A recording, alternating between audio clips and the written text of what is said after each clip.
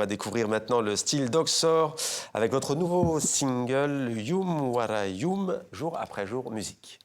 Non, non, don't you never ever fall in love with me. Baby, c'est un venin, ça ne fait que souffrir. You wanna you, you wanna you, you wanna you, you wanna you. وباقي سارح طوعوني جوم الليل وباقي تالف. Sometimes I believe that I'm a savage, but sometimes I believe that I'm the saddest. Yeah, I'm the saddest. You told me you don't wanna be alone, but I don't really think that I wanna be a remedy. J'ai besoin d'avancer là, la main dans just below.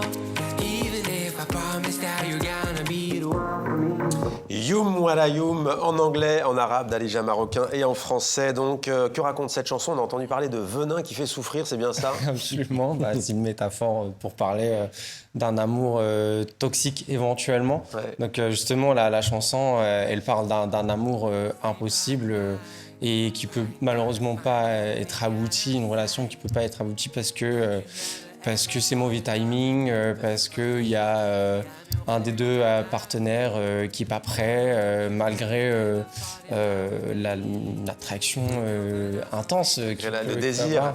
Voilà, c'est ça, exactement. Vous abordez aussi d'autres sujets, notamment la quête de soi, la nostalgie aussi.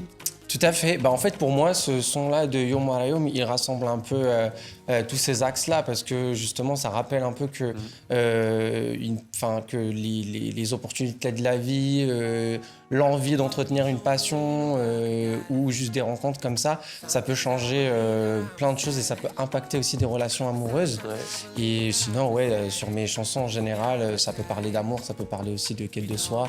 Ouais. C'est quoi la patte musicale d'Oxor? On parle de vous parfois de son afro-gnawa, de néo-shahabi. On voit du R&B aussi un peu tout de même. Absolument. Vous faites plaisir. C'est ça, exactement. Bah, en fait, moi, historiquement, j'ai grandi dans une culture qui est très riche musicalement. Ouais. J'ai grandi avec les parents qui écoutent Keltoum, Fayrouz, Abdel Halim. Puis après, on a grandi avec des oncles, des cousins francophones qui nous ont initiés un peu à l'R&B ou même à la chanson française.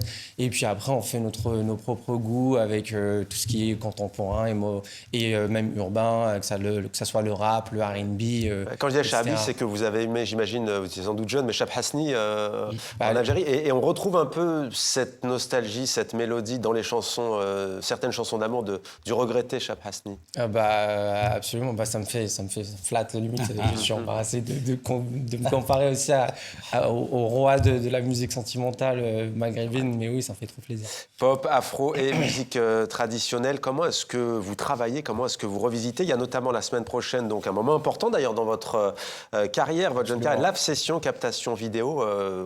Prêt? Tout à fait, parce que du coup, ouais, en fait, moi je prépare aussi mes chansons avec mon équipe, avec mon producteur Gustavo Magat et avec plein d'autres musiciens très talentueux.